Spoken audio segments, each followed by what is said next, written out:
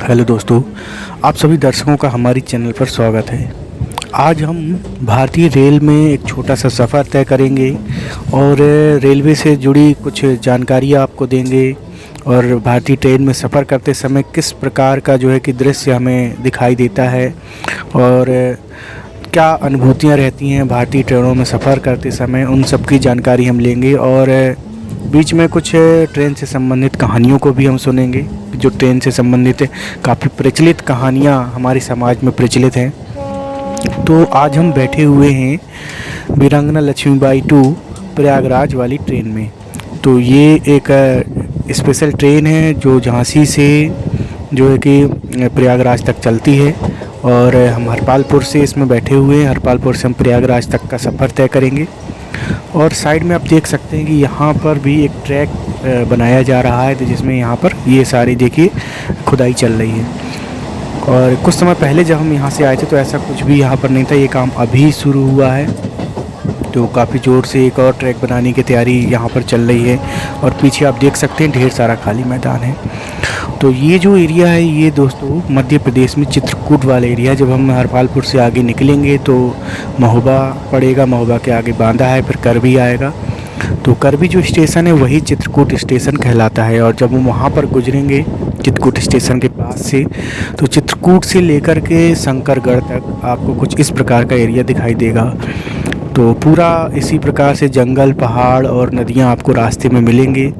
भारत के अलग अलग राज्यों में, अलग अलग शहरों में जब आप ट्रेन से जाते हैं तो ढेर सारी चीज़ें आपको देखने को मिलेंगी। कहीं आपको पहाड़ देखने को मिलेगा, कहीं नदियाँ देखने को मिलेंगी, कहीं झरने देखने को मिलते हैं। तो ट्रेन के सफ़र में ये सारी चीज़ें आपको देखने को मिलेंगी, क्योंकि ट्रेन की जो पटरी होती है वो क्राउड एरिया से ना निकाल करके शांति वाले स्थानों से निकाली जाती है, जो शहरों से आउट में हो। शहर से आउट में ही अधिकतर ट्रेन की पटरियाँ जाती हैं, जबकि जो रोड होती है वो शहर के अंदर ही होती है। और ये जो होता है ये हमेशा शहर से बाहर होता है। इसलिए देखिए यहाँ पर बहुत ही सुंदर जो एक नज़ारा है पीछे। बस साइड में थोड़ा सा ये खुदाई चल रही है, क्योंकि यहाँ पर रेल की एक और पटरी बनानी है, इसलिए यहाँ पर बड़े ज़ोर से काम चल रहा है। तो इस प्रकार से जब भी हम झांसी से लेकर के प्रयागराज का सफ़र तय करेंगे तो रास्ते में कुछ इस प्रकार के दृश्य का हम कि आनंद ले सकते हैं। और बहुत ही खूबसूरत नज़ारा है। तो इन सब का कि हम ट्रेन से बैठ कर के आराम से यहाँ का देखिए प्राकृतिक नज़ारे का आनंद लिया जा सकता है। और ट्रेन में सफ़र करना एक बहुत ही मज़ेदार सफ़र होता है। और आप भी कि यहाँ पर आकर के अनुभूति ले सकते हैं। अलग अलग जो डिब्बे होते हैं, हर डिब्बे में आप आइए, सफ़र करिए। एसी में जो सफ़र करते हैं तो उनसे एक बार हम रिक्वेस्ट करेंगे कि आइए आप भी कभी जनरल में, स्लीपर में आकर के सफ़र करिए। स्लीपर वाले भी थोड़ा पैसे इकट्ठे करके कभी एसी में जा कर के, फर्स्ट एसी में जा कर के सफ़र करिए कि उनके लोगों की ज़िंदगी कैसी होती है। तो एक दूसरे का कि अनुभव लीजिए और थोड़ा सा करिए, क्योंकि आदमी इतना तो अफोर्ड कर ही सकता है। क्योंकि जो गरीब आदमी है वो रियलिटी बताएं तो अधिकतर लोग सोचते ही नहीं है कि हम कुछ आगे बढ़ें। और जितना पैसा, जैसे मान लीजिए हम यहाँ पर सोच रहे हैं कि हम जा कर के एसी में बैठें, फर्स्ट एसी में या फिर किसी में भी, तो उससे कहीं ज़्यादा पैसा एक गरीब आदमी अपने दारू में और गुटखे में लगा देता है और मांस खाने में, बहुत सारी चीज़ों में ऐसे पैसा कि बर्बाद कर देता है। लेकिन इन चीज़ों का अनुभव जब लेने की बात आती है, कैसे हम चीज़ों को सीखें, आगे बढ़ें और उन चीज़ों को अनुभव लें, नई नई चीज़ों को जानें, तो वहाँ पर गरीब आदमी हमेशा पीछे हट जाते हैं। और जब तक गरीब आदमी कुछ नई चीज़ें नहीं सीखेगा, आगे नहीं बढ़ेगा, है ना, नॉलेज नहीं गेन करेगा, तब तक कैसे वो आगे बढ़ेगा, है ना। तो हमें जनरल में भी सफ़र करना चाहिए और एसी में भी, स्लीपर में, सब में सफ़र करना चाहिए। सबका नॉलेज हमें होना चाहिए। हम 5 स्टार होटल में जा कर के भी हमें एक बार खाना खाना चाहिए। रोड के किनारे जो छोटे ढाबे होते हैं, छोटे छोटे जो होटल्स होते हैं, उसमें भी बैठ कर के खाना खाना चाहिए। यानी कि जितने अनुभव एक जीवन में हो सकते हैं, इंसान को ज़्यादा से ज़्यादा लेने का प्रयास करना चाहिए।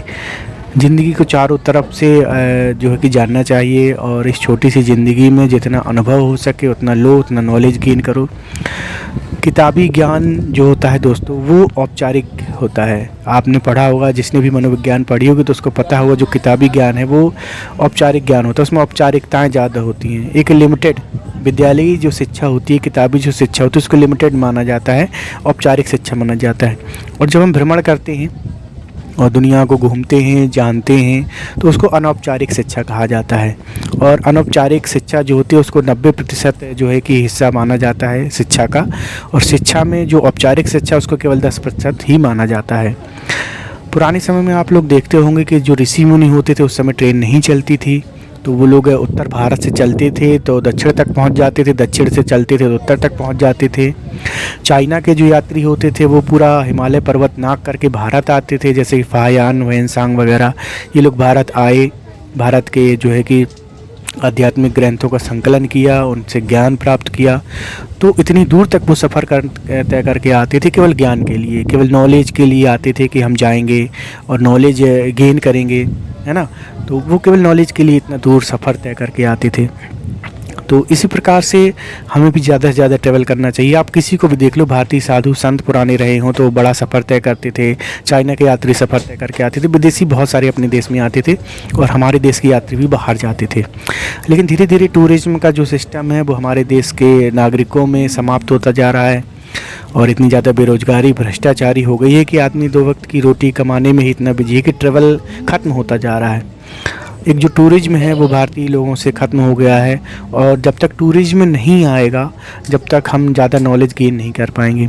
किताबी शिक्षा, विद्यालय शिक्षा केवल औपचारिक शिक्षा होती है जिसमें हम 10% तक ज्ञान में ही सीमित रह जाएंगे। और हमें चाहिए अगर कि बृहद शिक्षा हो, एक ब्रॉड माइंडेड जो ह्यूमन माइंड है उसका डेवलपमेंट हो, ज़्यादा चीज़ों को देखें, सीखें, तो हमें घर से निकलना पड़ेगा, दुनिया को घूमना पड़ेगा, ट्रैवल करना पड़ेगा, है ना। एक टूरिज़्म को अपने जीवन का हिस्सा बनाना पड़ेगा, तब जा कर के हम गेन जो कि जैसे हम आपको बता दें कि भाई इलाहाबाद तक जाने में किस प्रकार से नज़ारे हमें देखने को मिलते हैं। अगर हम इन चीज़ों को किताबों में पढ़ा दें या फिर जो है कि चित्र दिखा दें या फिर हम आपको वीडियो में ही वो सारी चीज़ें, तो यकीन मानिए आप वीडियो में देख करके आपको वो अनुभूति कभी नहीं होगी जो आप खुद घूम करके ले पाओगे। जब आप खुद ट्रेन में सफ़र करोगे, टिकट कटाओगे, रेलवे स्टेशन पे आप खड़े रहोगे या फिर खुद टिकट जो है कि लेकर के आओगे, उस भीड़ का हिस्सा बनोगे और ट्रेन में आने जाने वाले यात्रियों से मिलोगे, उनसे संपर्क करोगे, तब आपको जा कर के रियल जो अनुभव होता है तब आपको मिलेगा। तो आपको जा कर के प्रयास करना चाहिए, लोगों से मिलना चाहिए, घर से आगे निकलना चाहिए। तो आपने देखा कि हमने एक जो सफ़र तय किया, किस प्रकार के नज़ारे थे सामने, प्राकृतिक वातावरण जो होता है वो खासकर मध्य प्रदेश से जब ट्रेन निकलती है या फिर किसी पहाड़ी एरिया से ट्रेन निकलती है तो एक बहुत ही जो है कि बेहतरीन सीन वहाँ पर बनता है। और ट्रेन में आपको पता ही है, जिन लोगों ने सफ़र किया है, तो किस प्रकार से वहाँ पर बहुत सारे लोग मिलते हैं और खाने पीने की चीज़ें ढेर सारी आती रहती हैं।